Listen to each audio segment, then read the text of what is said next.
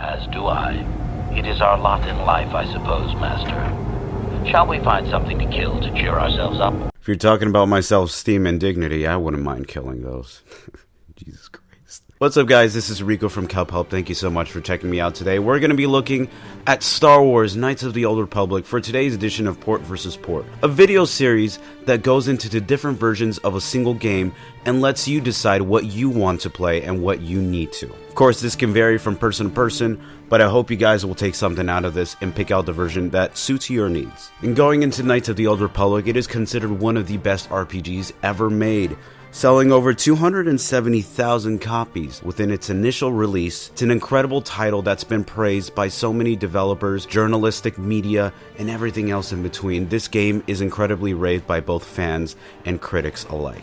It takes place 4,000 years before the Battle of Yavin, allowing you to control an unnamed protagonist to go against Darth Malak and his rise to power, and using this artifact called the Starforge in order to get ahead with the Republic. Now, for how the story is explained, it is somewhat archaic, but it's pretty intricate in design with a lot of great cast and characters that are very well weaved into the story, having their own distinct personalities, and a lot of choices in this game really do affect what you do. Traveling upon 7 worlds and systems throughout Star Wars Knights of the Old Republic, you can really talk to different people and have different side quests that really do affect the entire game overall. And it really does expand the lore that Star Wars has been setting upon for so many years, until Disney. But I always thought this game was a wonderful way to expand both the lore as well as really set you in to the series. As for gameplay, the game uses a really nice turn-based system that does not allow you to control your character in action. However, it allows you to control their actions using different feats, powers, and of the like. What's nice about this battle system too is that you could pause it midway whenever you want to, and it allows you to really methodically put your thoughts into the action you're doing in battle is a proper one. The combat has always been one of my favorite things to watch. It is so thrilling to see your character throw flurries or critical attacks, so it's something that it's so enjoyable to see, especially with lightsaber battles. Like mentioned before, you actually have feats which allow you to do different things that your characters weren't supposed to do before, using a level up system. On top of this, you also have force powers if you're a Jedi, which you can throw force lightning or force drain against your enemy. And since this game is an RPG, there is a lot of heavy RPG elements. You're pretty much thrown into 7 different systems, allowing you to talk to different people, such as in the pub in Tatooine, or a couple people in Manon. Me? I didn't do anything! This is an outrage! A travesty of justice!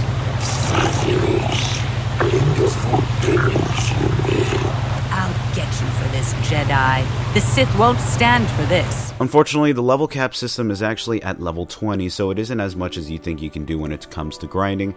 However, there's still a lot you can see and do in Knights of the Old Republic 1. The music is wonderfully composed by the wonderful Jeremy Soule, who has taken inspiration from John Williams' score, and if you guys don't know who this is, he's an incredible composer, working on legendary titles such as Morrowind and Oblivion, and even Secret of Evermore. This guy is incredible at what he does, and you can truly hear his work of effort. And if you guys didn't know, the soundtrack was actually using MIDI format and not orchestrated. That already tells you how much power he has in condensing both his composition as well as his skills to fit the perfect needs of the developer. But the question we're going to look into today is, what version do you need to get? Whether the Xbox version or the PC. We're going to actually be delving into both titles. We're going to see which one you guys need to play and what works for your needs. That was one of the Jedi accompanying Bastila. Damn, we could have used your help. We're going to start with order of release, and that begins with the Xbox version. Released in North America on July 15th, 2003, and in Europe in September 12th, 2003, the game was actually presented in a 4:3 aspect ratio in 480p. Like mentioned before about the gameplay, it still uses the same auto-target system that targets whatever specific items are nearby, such as doors or characters or whatever you can speak to, making it a lot easier for you to communicate with both your environment and with yourself when you're playing the game. Makes it a lot easier for picking up items too, so it doesn't feel as cumbersome as you really think it would on the Xbox. It's actually a really nice and smooth experience. It's a good control layout. Unfortunately, from here, this is where it gets muddy. This game does have quite a bit of technical problems, especially on the frame rate side, It changes about from 20 to 60 frames depending on the action and how many NPCs or how much the environment is taking a toll on rendering. So that can actually depend on frame rate. So unfortunately, it does take you out of the situation and certain conversations feel somewhat copy and pasted. I'll show you what I mean. Gadon keeps his hidden Becks in line, but Brezhik's getting dreams of grandeur. If Davik's smart, he'll slap that young punk back down. Gadon keeps his hidden Becks in line, but Brezhik's getting dreams of grandeur. If Davik's smart, he'll slap that young punk back down. And as you can see, in some situations when you're running around, the gameplay does dip from 20 to 60 like I mentioned before, and it doesn't look as pretty as you think it might. However, the nice thing about the Xbox version is that it is both playable on the 360 and the Xbox One. So when it comes to compatibility, this game is incredibly versatile. You can play it both on both systems, and it does output on 480p in a really nice and easy to use system, so you can have everything in one console, making it easier for you to play. So going into the PC version, it was released in November 19th of 2003.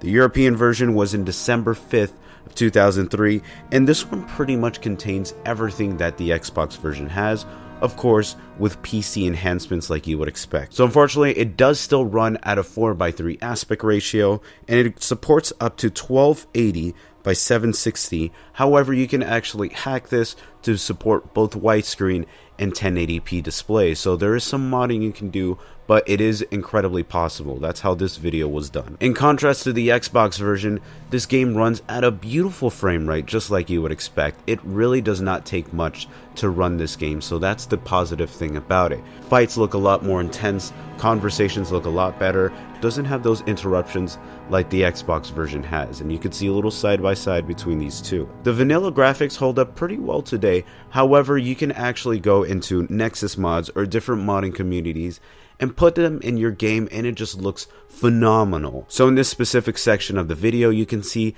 some specifically modded scenes in the game, and it really shows you how powerful this game can look on PC. So there really is a lot of benefits when it comes to playing this. And I think it is worth mentioning, this game does have very slight cut content, but not as much. Aside from little dialogue cuts, there was actually an extra world that was supposed to be here called Sleheyron. If you guys see in this Reddit forum, it was actually supposed to be the volcanic world that was supposed to be explored, but it was pretty much scrapped early in development. But with many positives, there are some negatives that come into this aspect. And most specifically on PC, this game has an incredible amount of problems to run.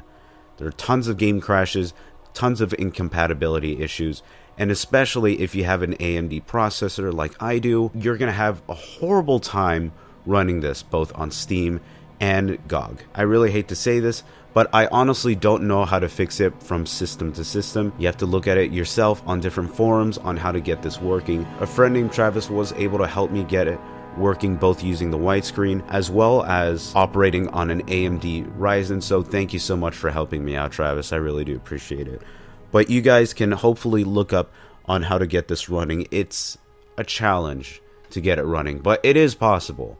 That much is certain. So before we end this video, you guys know we have to do comparison, comparing both the Xbox version and the PC. So we're going to put it side by side during certain situations.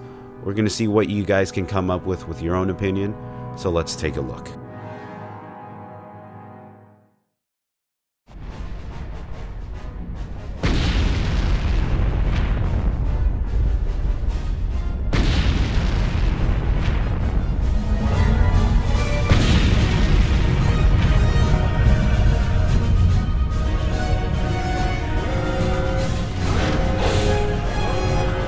We've been ambushed by a Sith battle fleet. The Endar Spire is under attack. Hurry up, we don't have much time.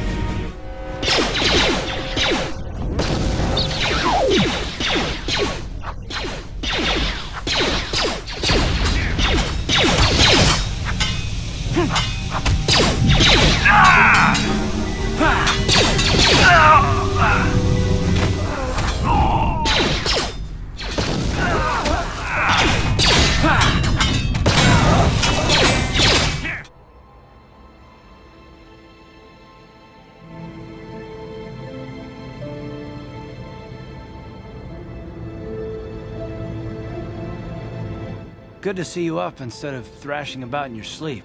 You're having one hell of a nightmare. I was wondering if you were ever gonna wake up. I'm Karth. I'm one of the Republic soldiers from the Endar Spire. I was with you in the escape pod. Do you remember? And that, my friends, ends today's video. Thank you so much for checking me out today. I apologize if I haven't been uploading as much. School has really been taking its toll, but I've been doing my best to keep up as much as possible. And I apologize for having this voice. I've been a little under the weather, but I hope you guys are really enjoying what I'm doing. Thank you so much. If you want to have any Twitter updates, please follow me on KELPHELPOG. I'm also very active on that as well on Instagram. You guys can see a lot of cosplay photos as well as gameplay photos of things I like to highlight on my collection, so I hope you guys enjoyed that. If you guys really enjoy streaming, check out my Twitch page, twitch.tv/KELPHELP.